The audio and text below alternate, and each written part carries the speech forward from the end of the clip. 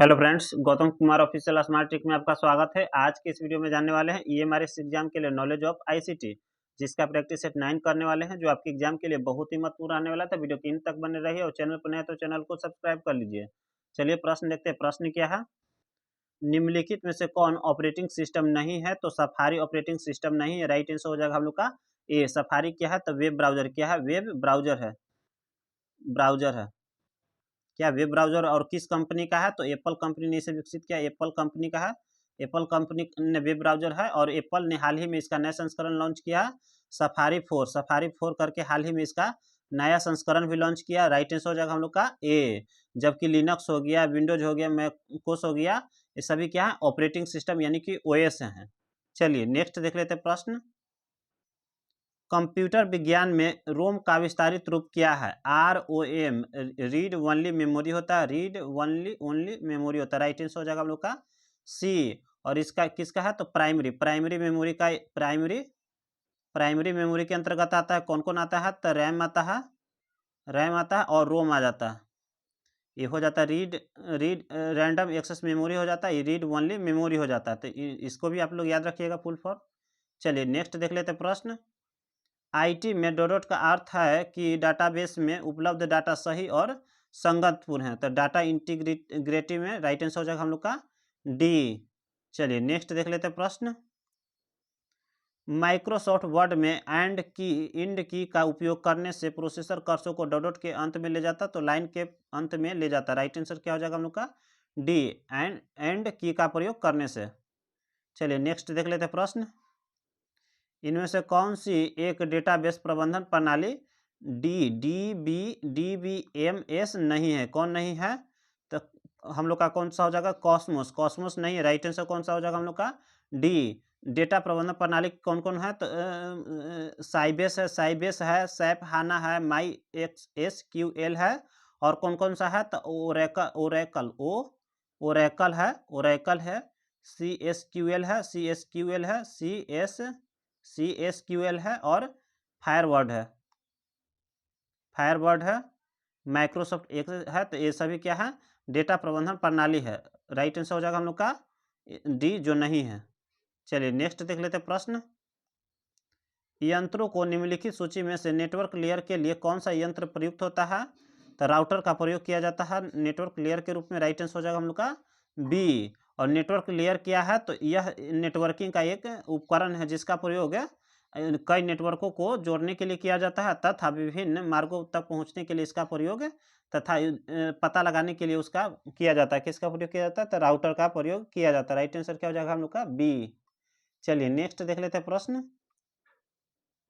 निम्नलिखित में से किसका प्रयोग ऑप्टिकल फाइबर में डाटा भेजने के लिए किया जाता है? तो प्रकाश का प्रयोग किया जाता है। राइट आंसर हो जाएगा हम लोग का बी।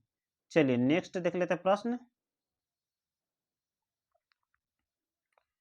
कंप्यूटर और इंटरनेट के संदर्भ में निम्नलिखित में से कौन सा वायरस डिस्क की फाइल सिस्टम में बदलाव कर देता है? कौन सा? तक क्लस्टर वायरस। राइट आंसर क्या हो जाएगा हम लोग का डी।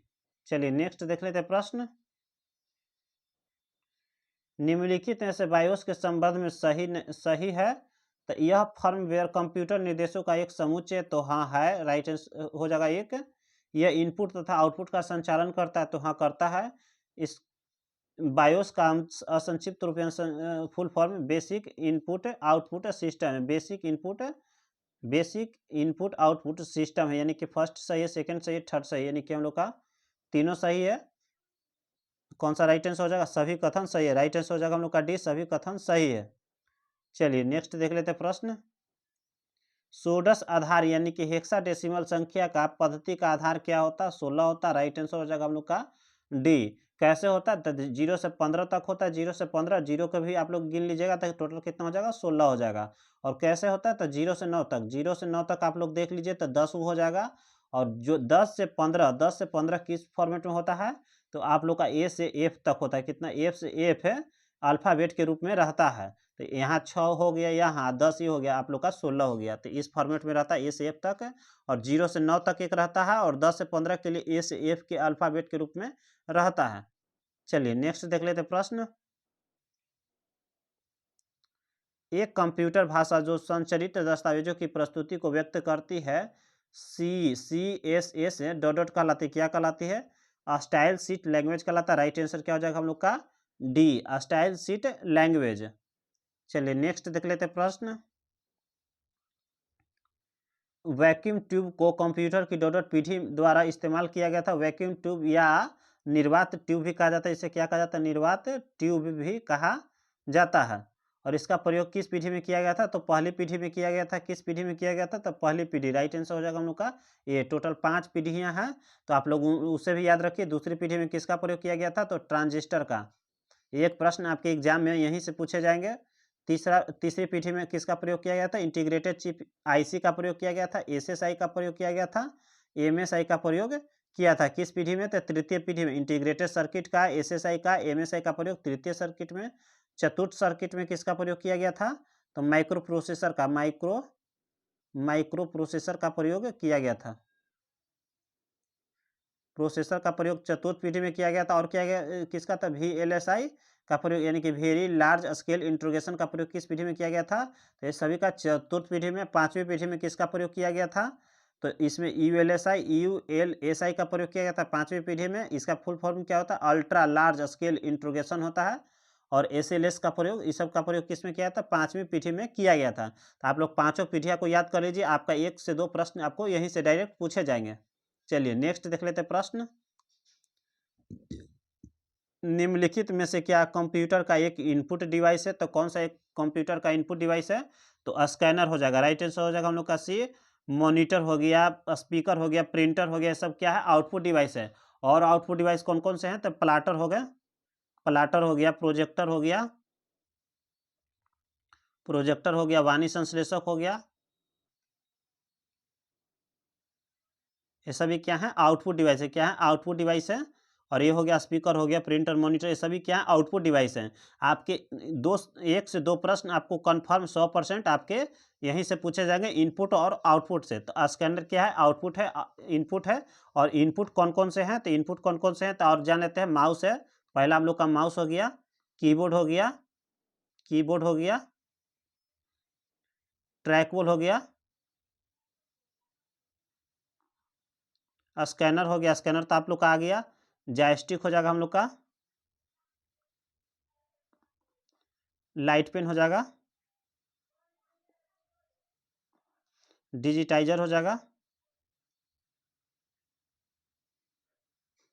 ध्वनिग्राही हो जाएगा। और कौन सा हो जाएगा? MICR हो जाएगा, मैग्नेटिक इंक कार्ड रीडर हो जाएगा। BCR हो जाएगा, बार कोड रीडर हो जाएगा। OMR हो जाएगा, ऑप्टिकल मार्क रीडर हो जाएगा। एक हो जाएगा OCR, ऑप्टिकल कैरेक्टर रीडर। तो इन सभी को आप लोग याद कर लीजिए। आपका 1 से 2 प्रश्न 100% आपके एग्जाम में पूछे जाएंगे इनपुट और आउटपुट से। चलिए नेक्स्ट देख लेते हैं प्रश्न। सूचना प्रौद्योगिकी में एसोसिएटिव मेमोरी का को क्या कहते हैं? तो राइट आंसर हो जाएगा हम लोग का सी। कंटेंट एड्रेसेबल मेमोरी कहा जाता है। कंटेंट एड्रेसेबल मेमोरी कहा जाता है। राइट आंसर हो जाएगा हम लोग का डी। जब किसी सूचना को किसी निश्चित स्थान से सुरक्षित किया जाता है उसे क्या कहा जाता है? तो कंटेंट एड्रेसेबल मेमोरी कहा जाता है। चलिए नेक्स्ट देख लेते हैं प्रश्न। आर्टिफिशियल इंटेलिजेंस के लिए प्रोग्रामिंग भाषा LISC को किसने विकसित किया है? तो जॉन मैकार्थी ने विकसित किया है। और LIC पे फुल फॉर्म क्या होता है इसका? तो लिस्ट प्रोसेसिंग होता है। क्या होता है?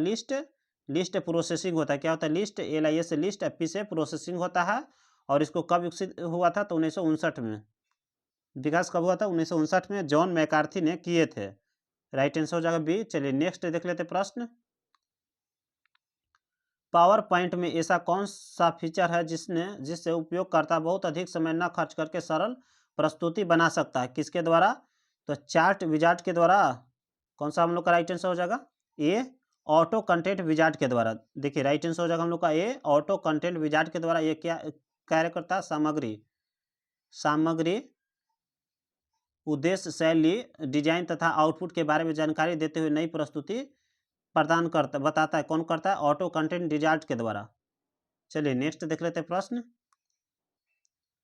माइक्रोसॉफ्ट वर्ड में हाइफनेस विकल्प डॉट डॉट के अंतर्गत आते, किसके अंतर्गत आते? तो पेज लेआउट के अंतर्गत आते। राइट आंसर कौन सा हो जाएगा हम लोग का? डी। चलिए नेक्स्ट देख लेते हैं प्रश्न। कंप्यूटर में त्रुटि को निम्नलिखित भी कहा जाता है, तो त्रुटि को बग कहा जाता है। क्या हो जाएगा हम लोग का राइट आंसर बी। और इसी त्रुटि को दूर करने को क्या कहा जाएगा, तो डीबग कहा जाएगा। राइट आंसर कौन डीबग कहेगा, क्या कहा जाएगा, डीबग।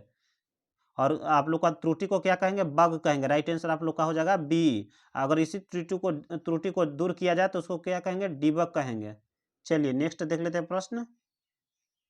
पीजीए ग्राफिक्स कार्ड का फुल फॉर्म क्या है, तो चलिए देख लेते हैं। पीजीए का क्या होता है, तो प्रोफेशनल ग्राफिक्स एरो होता है। क्या होता है, प्रोफेशनल। देखिए राइट आंसर हो जाएगा हम लोग का A, professional graphics arrow. Right answer हो जाएगा हम लोग का ए। और यह आईबीएम कंपनी, किस कंपनी द्वारा, आईबीएम द्वारा पर्सनल कंप्यूटर के लिए निर्मित एक ग्राफिक्स कार्ड है। किसके द्वारा, किसके लिए, तो आईबीएम के लिए, आईबीएम के लिए। चलिए नेक्स्ट देख लेते हैं प्रश्न। कोई व्यक्ति कंप्यूटर साक्षर कहलाता है यदि वह सक्षम हो केवल आवश्यक एप्लीकेशनों को चलाने में, तो हाँ राइट आंसर हो जाएगा हम लोग का ये, वो क्या कहलाएगा, कंप्यूटर साक्षर कहलाएगा। चलिए नेक्स्ट देख रहे, चलिए आज के लिए इतना ही। जय हिंद।